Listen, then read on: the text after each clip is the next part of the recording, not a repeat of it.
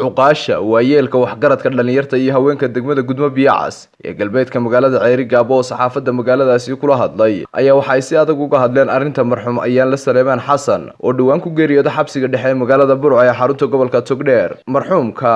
oo kolkii hore ahaa askari u xidhnaa xukuumadda Somaliland ayaa muddo laga joogo 2 bilood aan la aasin isla markaana u yaala qaybta meydka ee isbitaalka magaalada Burco waxaana dadweynahani baaq u direen xukuumadda Somaliland iyo ka hadlay arintaasi waxaana ugu horreyn halkaasi ka hadlay Chief Caaqil Aadan Abubakar Maxamuud oo horreyn bahanbaliyay xildhibaanadii dhawaan la doortay sidoo kalena baaq u diray xukuumadda Somaliland iyo culimada dalka Somaliland horta marka hore guud ahaan doorashadii ka dhacday Somaliland waanu hambalyeynayna waana soo dhaweynayna waayo waxay ku dhacday nabadgelyada ay ku dhacday Ilaahay baa keenay taana Ilaahay baan ugu mahadnaqaynaa gaar ahaan waxaan u sii mahadnaqaynaa xusbiyada xildhibaanada soo baxay ama mucaarad ahaadeen ama muxaafad ahaadeen aad baan ugu mahadnaqaynaa 82 xildhibaanba mucaaradku guulo badan bay gaadheen waxaan guusha gaadheen iskaga ciyaareen adkaysta kuwa kulmiye ka soo baxayna waa inamadayadii xisbigun baanu diidanahay iyo madaxdiisa waxaanu kale oo aad u hambalyeynayna Maxamuud Xaashi Cabdi oo si wanaagsan oo siyaasad guulihii uu ku talagalay intii badeed way soo baxday laakiin se inta yara ka maqana ragga ka reebay waa rag godobtooda iyo gashidoodaba lagu leeyahay waa ognahay arinta Burco markaan soo noqdo ayaan le Saleeban maxruumka Ilaahay u naxariistay wuxuu ku jiraa talaakada Burco waxa ninkaasi nin bilaysa 22 sano u shaqeynay bilayska waxa loo diray hawlgal ka dhacay garoonka Burco ciyaaraha ka dhacay waa loo diray taliye qaybeedka Caliga Dayrankii la oran jiray buu diray waxa joogay wasiiro nabadgelyada ilaalinayeen boos mira kamid ahaa waxa kamid ahaa Saad Ali Shire bada saabkii gobolka taliye qaybeedkii maayirkii wuxuu u fadhiyeen 8 bay ahayn bilaysa nabadgelyada ilaalinayeen meeshii waxa ka dhacday foodo dagaal baa dhacay dhagax tuur baa dhacay marka difaac madaxda oo la ilaalinayo waxa jira qodob bilaysku uu leeyahay haddii ay ka dhacdo meesha dagaal ka dhaco oo dagaal qabsado inay rasaasta ridaan waa qodob kamid ah oo difaacaan halka waxa ku dhintay nin bilaysa nina waa ku dhaawacmay nimana waa la xidhxidhay ma ay ahayn hadday dawlad sax tahay oo xilka ka dhiidhiyayso ciidankay direen hawlgalka u galeen iyo qaranka ilaalinayeen inay xidhxidhaan bilayska ma ahayn inay astursaan bay ahayd wixii dhacay waxaan idin sheegayaa waxa loo asturi waayay baan idin sheegay waxa ay tahay waxa weeyaan qolada ay nimankaasi yihiin baa la diidanaa qolada ay yihiin baa la diidanaa markhaatina waxaan ku cadeynayaa in la diidan yahay maalintii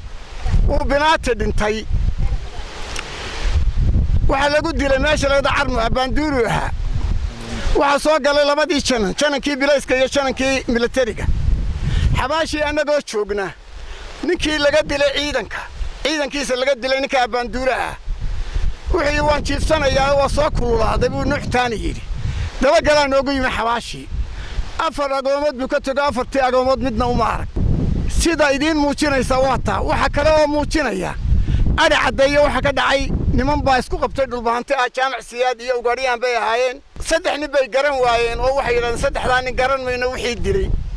Muuse Biixi wuxuu u diray 150 wixii nimanka ay garan weydeen anaa bixinaya buu yiri 150 buu u diray nimankii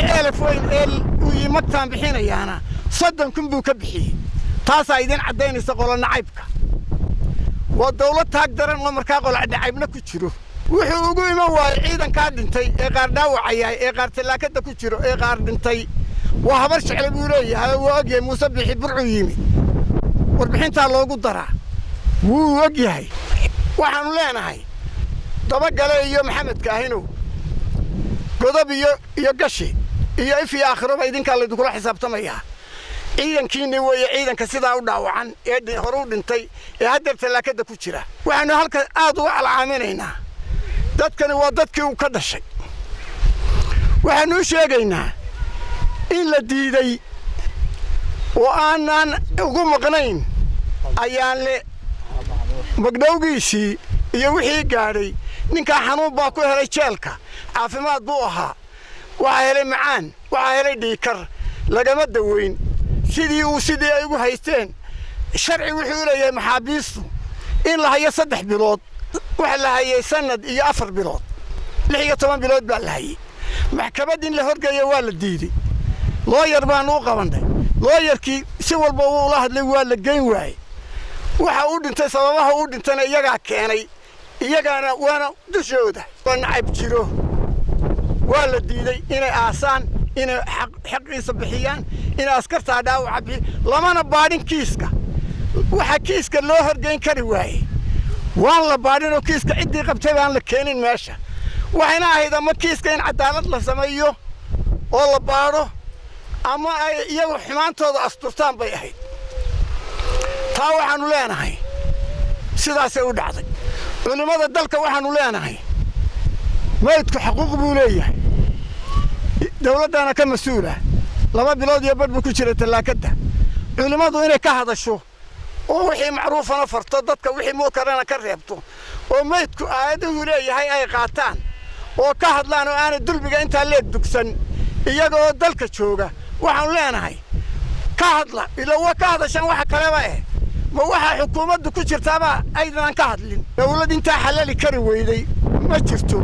laakiin waa taa u diraysa 3 nin khaldamayna 150ka ciidankoodii ilaalinaya nabadgelyadana waa kuwa qaarna horu aase kuwii dambena jeelka ku dilay kuwii horena dhaawac ay yihiin Muuse Biixi qolo nacayb buu arinta ka qaatay waxaan saleenahay Muuse wixii ninkii bakayla ah wixii haddana adiga kugu xun aniga ka dolob halaygu maaha anaga colaadi waxba naga yeelimaysa aqal hoosta ku jirta tii diyaarada iyo madaaficida lahayd baa waxba naga qaadi weeyday laakiin taas halka ku jirto adaa ku siqiiraya haddana siqiirkeedii horaanteedii waa adiga arkaya sidoo sidaa waxa sanad iyo badh markuu maray baa ninkaas xanuun ku qabsaday shoo ku dhacay wuu ku dhintay waxana la ku yiri markaan uu nimi waxana la ku yiri waxa weeye qof qaato aasaninka waxaanu ku ninku ma bilays baa mise waa shicib way waa bilays annagana la kuma leh aaskiisa baan ku niri aaska qaranka dawladda lagu leeyahay dad baa loogu tarjimay annagu inaanu diidna aaska ninka annagu ma diidin shaqadayadana maaha sharci baan annaga nagu ahayn dawladda lagu lahaa aaska qaranka iyo wax qabadka mid walba dawladda lagu lahaa annagu waxaanu ka doonaynaa dawladda baanu ku niri magteedii baanu ka doonaynaa waayo sharci darhu ninkaasi marka hore lagu soo xiray marka dambena maxkamaddu waa la geyn waayay wax lagu haystona anagu waanu garan weyni wuxuu ahaa ninkaasi askartuna waa ogtahay askarta dhamaanteed de waxaan u sheegaynaa waa in askartu ka hadashaa sababtu waxa weeye ninka sida meel loogu riday oo Soomaaliland kamid ah ayaa lagu ilaabaya oo lagu dilaya madaxweynaha waxaan leeyahay xilka guud ee Soomaaliland oo dhamaad ku saaran yahay askartaadii inay ku jirto talaakad 3 bilood ama 2 bilood wax ku dhow waa arrin sharci dhaafa ha ka galgalan magtana iska bixi marka arrintaasi dhacday bada saabka burco anagu habana maago hana baaxsado aad baan ugu hambalyeynayna waxaan ugu hambalyeynaa ninka burco ee bada saabka ee xaashi dubjir waxaan ugu hambalyeynayna wasiiradii oo dhan buu fadhiisay cid walba way isugu yeeray cid ka soo timaada meeshaas madaxa uu sheegay arrinta wax ka qabta uu yiri waxba waa ka qaban waa saqeeyaysteen waska tageen anaga waxa nagaga ka tagay oday waxa nagaga ka tagay Axmed Maxamuud Tiiraan yaa noo sheegay oo yiri Muuse Biixi doortay ragii ku doortay codkiisa ku siiyay baanu hay sida ragga maanta la doortaano hambalyeynayno waxaad abaal gudkaagii noqday kaayaga shicib dilo ee sarkaalana inana taataaban kaayaga ciidanku dilo iyo dawladda xukuumadaada saraakiil wasiiradaada ay dilaan burco ku dilaana aana taataaban abaalgud horta taasaad nooga dhigtay waana kugu mahadinaynaa weliba cabdi Muuse Biixi cabdiyow waxaanu ka codsanaynaa inaad hawsha horey ka xumaatay dib u hagaajiso mid kale aan ku sheegaya reerka habar jeclo la yiraaho waagii lagu dooranayay 2 jeex baanu noqonay iyaga ku doortay way ku doorteen colaad baana dhex martay anigu nin habar yoorisaanahay maataanu digada ka dhigno waxaanu arkaynay waa waxa kaaga hambalyeynayna Muuse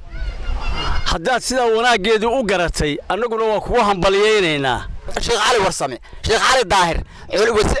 maqlay wasiirka diinta iyo awqaafta waa horta haddii mayd xuquuqda uu maydku 3 bilood dabadda ku yaallo